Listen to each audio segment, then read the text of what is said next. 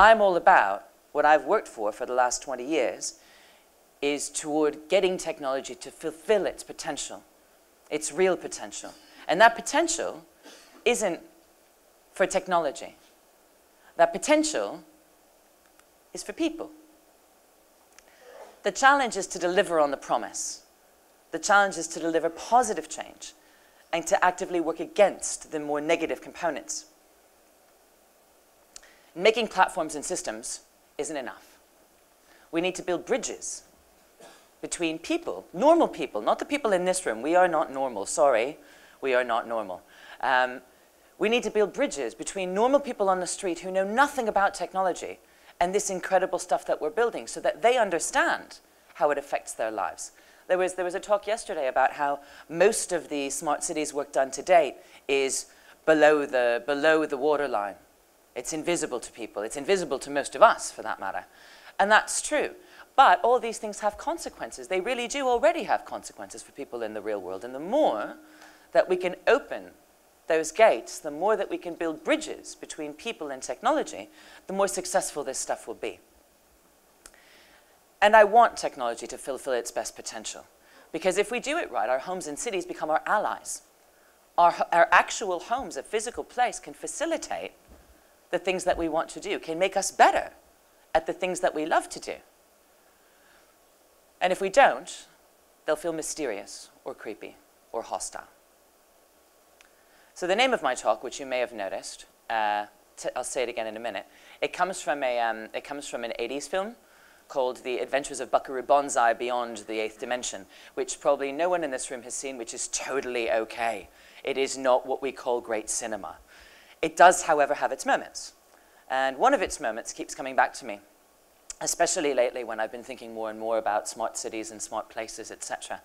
And that line is, hey, remember, no matter where you go, there you are. And this is actually amazingly and quite beautifully true. This is at the heart of the human experience of place. I guarantee you that there is one thing that you always have with you no matter where you go, whether you're going home or somewhere you've never been before, whether it's public or private, you have you. You're taking yourself. And when you take yourself along, you take all of your experiences and all of your expectations and all of your preferences and your mood today and what you remember about that place and what you know about your family in that place. Or maybe you just take with you the guidebook that sets your expectations and tells you where to go. Wherever you go, you always take you with you. And what that means is that every place that humans go is perpetually in flux. We make the place as much as the place already exists. The physical bones, the architecture, the urban planning, the furniture, the electricity, that's all just a canvas. That's a starting point. We make places what they are. And let's start with something simple. For example, let's start with our homes. So these are some pictures of my house in Berlin. You can tell a lot about a person by the way that they live, by being in their house even when they're not there. Not that I'm suggesting that you should break into somebody's house while they're not there. No stalking. It's not nice. But you can tell a lot about a person. So from these pictures, you might be able to guess that I like to cook. I like to entertain. I like to read. I have at least one cat. I like music. I like vintage amps. I have mostly the same stuff in my house that most people have. I have chairs to sit in. I have bed to sleep in. My kitchen has a tea kettle and a toaster and a rice cooker and a refrigerator, just like everybody else's. But no two houses are the same. No two kitchens are the same, ever, even though they have the same things inside them. Everybody makes their home their own, in their own special way. And that is the basis of one of the great challenges when we make connected products, especially connected products that go in the home. And that challenge is that we cannot think about these things the way we're used to. Even if you make the absolute best of that thing, that toaster, that iron, that whatever, that's ever been made, that's not good enough anymore. Because ultimately, you have no idea who's going to buy it. or what they want to do with it. Let's take, for example, an iron. I could go and buy an iron. I go to the store, I buy it, I pay for it, I take it home, I can do whatever I want with it. I can iron my clothes with it. Not likely, but I could. I can use it as a doorstop. I could use it as a weapon against burglars or against people I don't like. I could use it to make grilled cheese sandwiches. I could do anything. And you, as the manufacturer, you have no say in it. If I bludgeon someone to death with it, you don't get blamed. But also, you don't get to tell me how I should iron my clothes. If, however, that iron has been imbued with a sense of purpose by its maker, if someone has added value to it by providing a service that helps people iron their clothes better, whose definition of better is another story, then I might find myself at odds with my iron. Benny here, who you're watching from Benny and June, might find that his iron is steaming his grilled cheese sandwiches, which is not going to make him very happy. Or my iron might not know that I'm using it as a doorstop, and it might get angry with me because I haven't been using it enough. Either way, this is going to annoy me. I don't want to have an argument with the thing that I own. I bought it. I own it. Ownership implies control. So we need to be really careful when we add value to things, because my idea of value is probably not the same as your idea of value or her idea of value. We need to make room for the people at the other end. And when we have more than one thing in a house, it can get even more tricky. For example, I will someday, I promise, have my kitchen in London redone. And let's just say, for the sake of argument, that I decide to be all geeky about it, and I get all the latest in stuff. Now, there are already blinds on the market that you can control from your iPhone. They're internet-connected blinds, IoT blinds. So of course I'm going to have some of those. And I'm going to want the latest Nespresso coffee machine, which will have a temperature sensor in the milk dispenser to make sure that the milk stays fresh as long as possible. And I will have the latest in solar-powered technology, which there is really a rumor that it's going to be a dishwasher. Fascinating. I will have my click and grow plant pot, because I travel a lot and I don't want my herb garden to die while I'm away. And in another year's time or so, it'll probably have a solar sensor in addition to the water sensor that it has today. And of course, I will have my thermostat, my Nest, that controls all of the energy consumption in my house and tries to keep me as efficient as possible. Now, this is all great. And all of these products, every one of them, will probably have been made with love and forethought, with the express purpose of making my life easier and my life better. However, on some day, in late May, because this is Berlin, on a sunny afternoon, all four of those things are going to be at war over whether the blinds should be open or closed. Because the coffee machine wants the blinds closed because it wants to keep the milk fresh longer, and that means keeping it cool. The Nest also wants the blinds closed because it's getting kind of hot in here. The dishwasher and the plant pot want the blinds open because they want as much sun as possible. And what's the upshot? The blinds are going to be opening and closing and opening and closing and opening and closing. And my phone, which is probably going to be in my pocket while I'm on stage somewhere halfway around the world, is going to be going crazy with notifications. This is why I always put my phone on sleep mode when I'm on stage. My point is that I find it difficult to imagine the hell of going into every single one of the apps that control these things and trying to work out the right combination of settings so that they don't fight each other anymore. And I'm a geek. What are normal people going to do? The same people who had a DVD player, a VTR for years and never changed the time from 0000. They're not going to engage with this. We can't expect them to. It's totally unfair. They're just going to turn off the connectivity and then we're all screwed. We've made all this stuff for nothing. So we need to be careful when we make these things. We need to think about how things fit together. We need to go beyond the thing that you're making and look at all the other things that might be around it. You need to think about the person at the other end and how it makes them feel. Now, there's a lot of products on the market now, or coming to market now in the works, that are, for example, digital butlers or home hubs that are, we hope, they tell us, going to help us manage all these conflicts, help us manage things so that We don't have our phones going crazy in our pockets while we're on stage halfway around the world.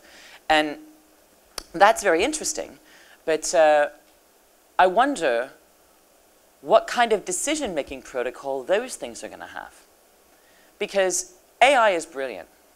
We just heard, the minister just mentioned yesterday morning about the new AI that has officially beaten the best player in the world at Go, the most complex game in the world. The thing is, that's still single-purpose AI. It doesn't mean that multi-purpose AI isn't coming. It doesn't even mean that it's not coming next year. What it does mean is that it's not here today. So we shouldn't be designing things that only work with AI that we don't have yet. We shouldn't be asking technology to make decisions that it's not equipped to make yet. Look at it this way. Let's say I hire a new personal assistant. I saw this movie on the plane on the way over. It wasn't awesome, but I have no taste on planes. It was kind of fun. Anyway, let's say I hire a new assistant. I hire this guy, not Robert De Niro, his character. So first thing I'm going to do when I hire a new assistant is I'm going to brief them. I'm going to tell them, these are the things I'd like you to handle for me. I'm going to tell them what my preferences are. These are the airlines I like to fly. These are the seats I like to be on. These are the times of day, the kinds of hotels I like, what kind of food I like, how often I like my suits dry cleaned, not that I own any, all that kind of stuff. And off they will go, and they will start to do their job.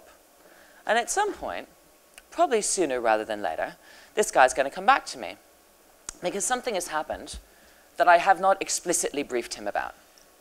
And because he's clever and because he's observant, he will have some ideas of what I might want him to do about it. And he'll come to me and he'll say, okay, this has happened.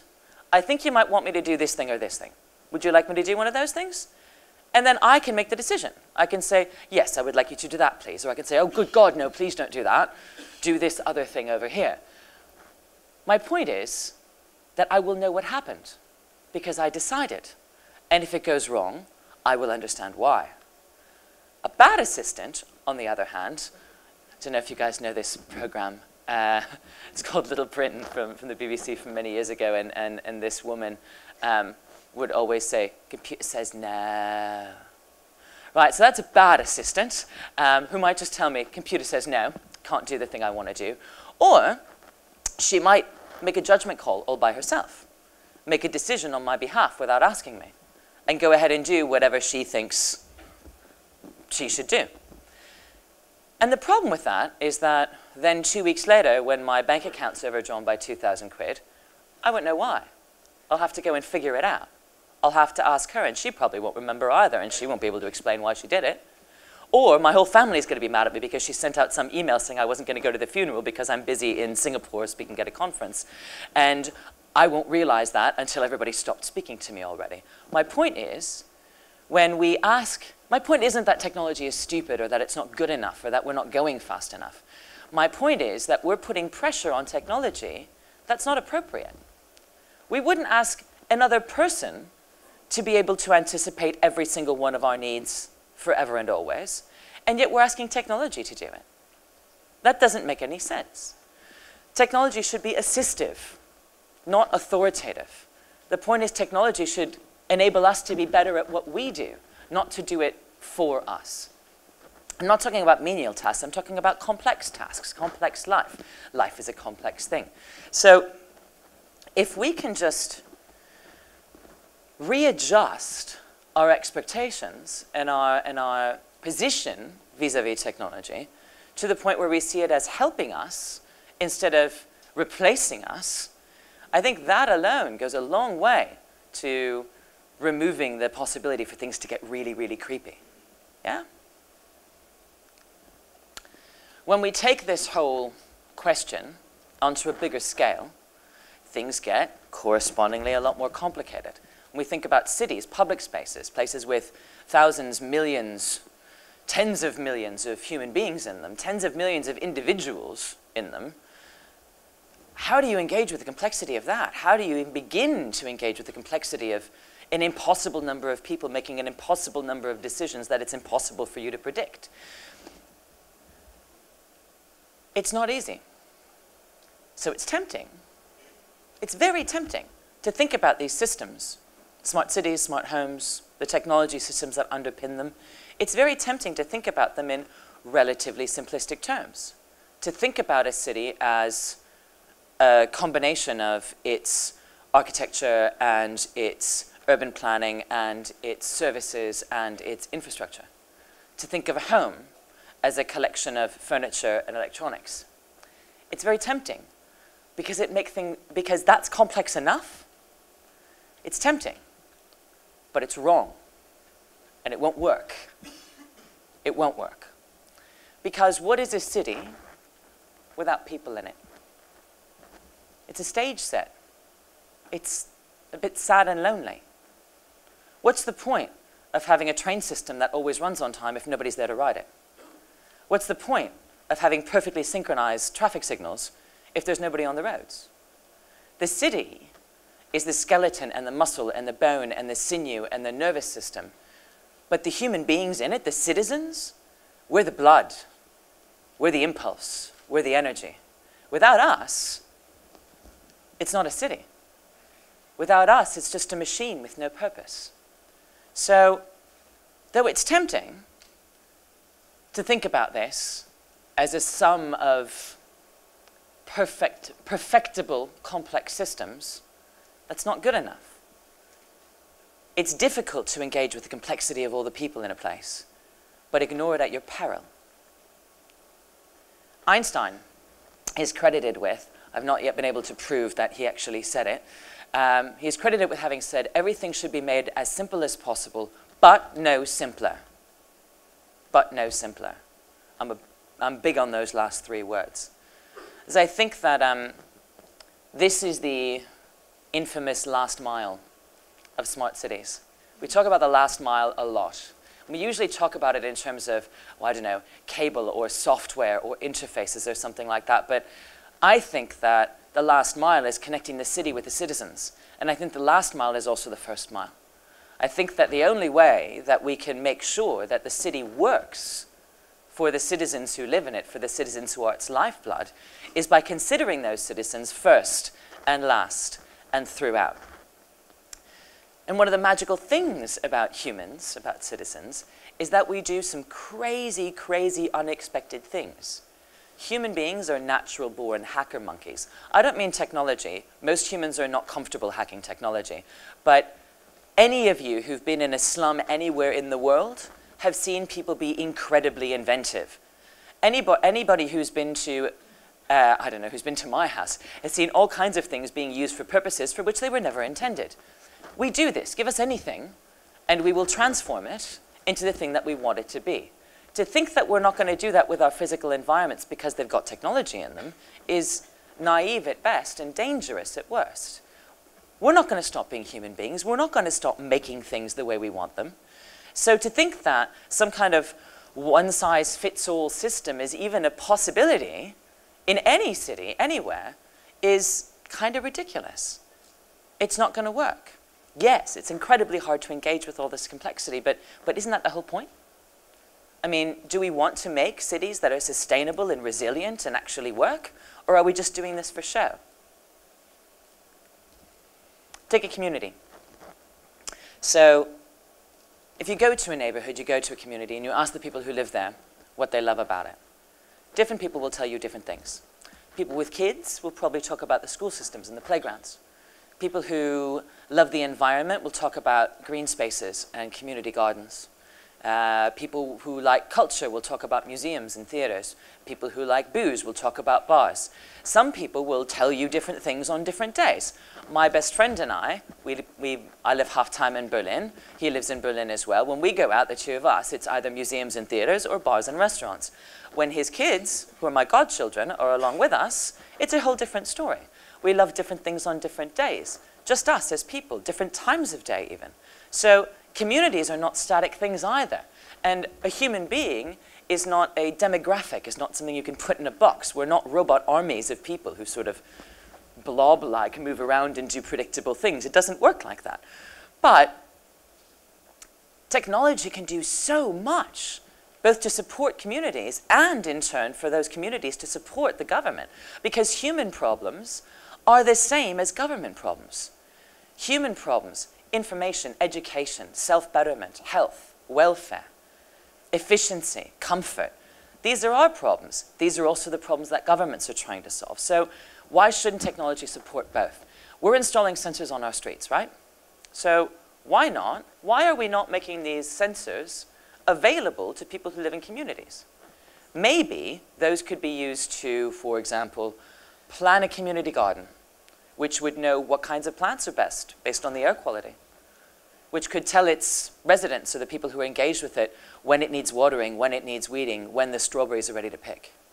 Or maybe we could use an internet of neighborhoods to support actual neighborhood programs, things that we have a real, yearning to do, but that we've maybe forgotten how to organize. So we could organize a neighborhood watch to reduce crime and vandalism. We could perhaps use technology to put out a call for babysitters from the neighborhood. We could maybe create Saturday jobs for teenagers again, instead of going to some service on the internet to have our gutters cleaned.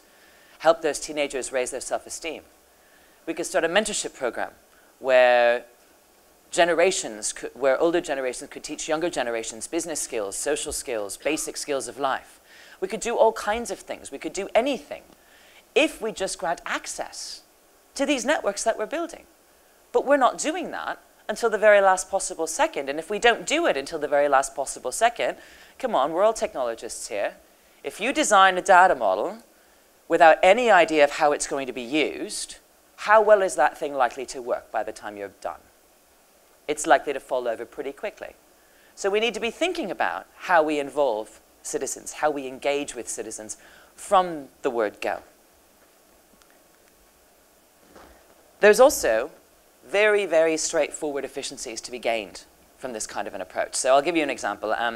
Yesterday, the minister talked about the investment that Singapore's made in the public transportation system, in sensors and in automatic lighting and that kind of stuff. And London is also making a massive investment in its public transportation system, which is, as you can see, a bit of a disaster. We have a massive overcrowding problem, in short, on the tubes. Massive. And there are a lot of newspapers who in the last couple of weeks have been talking about the possibility of riots because it is so bad every day. And a friend of mine works for London Underground, and so I happen to know that they are investing a lot of money in data analytics. They're looking at camera feeds from platforms. They're looking at feeds from the sensors on the trains. They're looking at overall systems data, and they're trying to work out what the optimal traffic flow is through stations and how to get people from point A to point B as quickly as possible. And yet, even with all of this work they're doing on analytics, I go to their website, which uses the same data, and I put in a query for my route from home to work, and it never, ever gets it right, not even close. So there's a problem there with the data analytics, and it occurs to me, if Transport for London wants to know how crowded it was on that tube platform at 8:51 last Thursday morning, if it wants to know how long exactly it takes to get from Homerton to Westminster during the rush hour, do you know who they should be asking? Do you know what knows the answer to that question? This thing knows the answer to that question, because this thing was there with me the whole way. And do you know what? If Transport for London asked me for that kind of data from this phone, I would happily give it to them, because I would think, hey, maybe it'll make my commute a little bit better. We provide value to citizens. They provide us with the kind of data that we can't get anywhere else. I'm not saying we should be looking at what kind of text messages and photos people have on their phones, but to know how long it takes them to get from point A to point B, to let them tell us when there's, I don't know, waste on the streets, or there's been a car crash or something like that, to open these doors for citizens to give us data. That's amazing. That's gold. Imagine what just a few data points like that can do for your analytics. It's amazing. So there is benefit in involving people. It's not just all soft and squishy stuff. I do, however, have a few soft and squishy things to say. This is very important to me, to all of us really, but it's something that's very rarely discussed when we talk about smart cities and technology. The human experience of place, the human experience of places that we love, or that means something to us.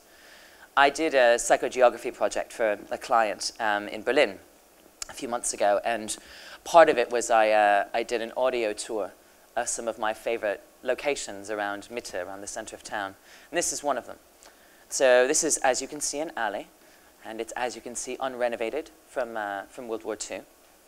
And the thing about this place is that there's a lot of stuff going on in this alley. Most people, I think, go there for the street art, which is quite well known. There's a whole massive wall of it, and then in the back there's also some big metal sculptures and things like that.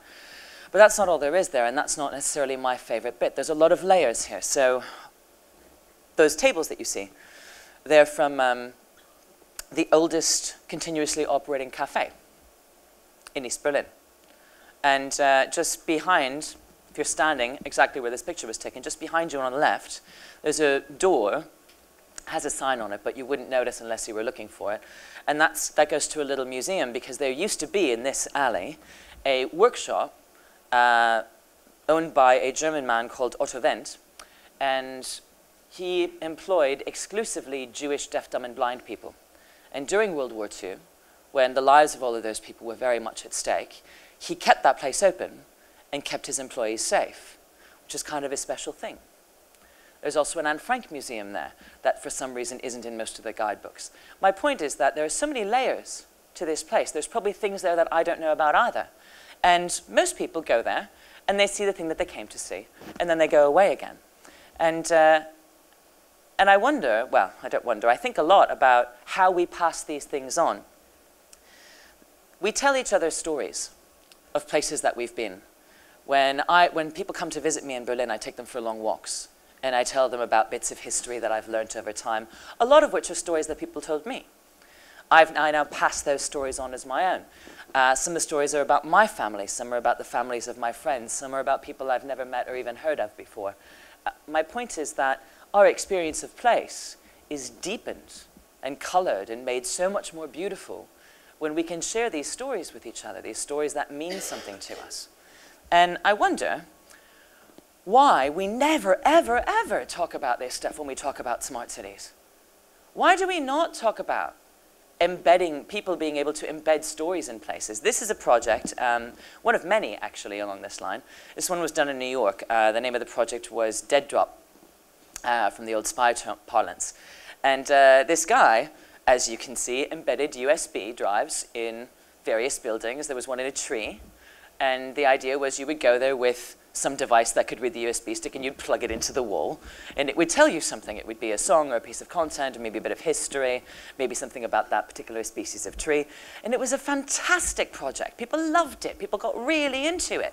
Because this was somebody being able to leave their story in a place and then leave it there for somebody to pick up or not. It's fine. You don't have to have the story. You can have whatever story you want, but they're there. Why are we not thinking about this stuff? Why does this stuff, I don't mean it doesn't get support, governments support the arts, but why is this not made a part of the fabric of the place in the same way that all the other kind of technology we're talking about is made part of the fabric of a place? This is such a critical part of how we, humans, citizens, visitors, experience places. So I want to leave you with, I've got 3.5 minutes left. I want to leave you with a few principles, because I know that I'm talking about all this stuff as though it's, easy. It's not easy. I know it's not easy. It's incredibly difficult. But surprisingly, the principles are fairly straightforward. Number one, there is no such thing as normal. There really is no such thing as normal. I've been doing digital design for nearly 20 years, and if there's one thing I've learned, it's that the greatest quality any designer can have is humility. It's not about you. It's not about me. And when we're talking about changing the physical fabric of the environment, it is definitely not about us. We're not doing this for us. So we shouldn't be doing things in terms that we understand. To design something a certain way because that makes sense to you is not good enough, because not everybody thinks like you, or you, or you. Also, when we pretend that there is a one-size-fits-all solution, when we pretend that there's such a thing as normal, we make technology a normative force in society. Whenever we create something that has only limited ways that it can be used, we exclude everybody who doesn't think that way. We exclude everybody who is an outlier. And there's an irony here. Because I'm pretty sure that the people who invented all this technology that we love and that we work with were all outliers and weirdos. Nikola Tesla, Steve Jobs, Isaac Newton. These were not normal people. What does it mean that the ways that we're designing a lot of things now would exclude them if they were alive to use them? Is that really what we want to do? We need to stop thinking there's such a thing as normal, or that normal is the right thing to be. Systems are not perfectible, not resilient systems. Number two, you need to reach out beyond your boundaries. You need to get a little bit outside your comfort zone, please, people. And inside organizations, this is already starting to happen. So companies that are starting to make connected products that used to make non-connected products are realizing that it's productive to talk across divisions. Because that way, when all of your products are connected, they can actually talk to each other, and the human beings who own them can understand what's going on. But even that's not good enough. If you make, for example, oh, I don't know, a toaster that's going to be connected to the internet, that's going to sit in somebody's kitchen with a bunch of other stuff that might be connected to the internet, as with my previous example. And you need to be thinking about what the other things are that might be around it and how people might want to use it.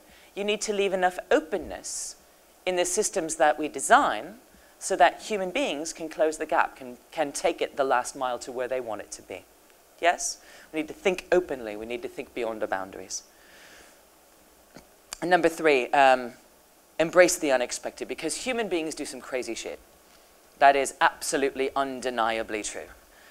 And that's okay. That's even good, because sometimes the ideas that the people out there have and the ways that they use your product are better than the ideas that you had when you made it. This has happened to me more times than I can count. I make something, I design it, put it out into the world, and 6 months later, people have done something completely unexpected with it, and we think, blimey, that's a lot better. And we change it and pivot and go that way. When we embrace the unexpected, we embrace all of the creativity and all the life and all of the joy of all the people out there who are using the things that we make, and that's the whole point. Because this is who we're making it for.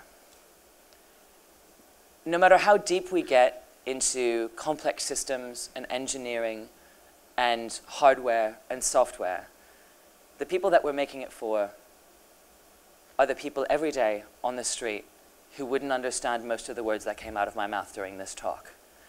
And so I beg you, put people first and make some awesome stuff. Thank you.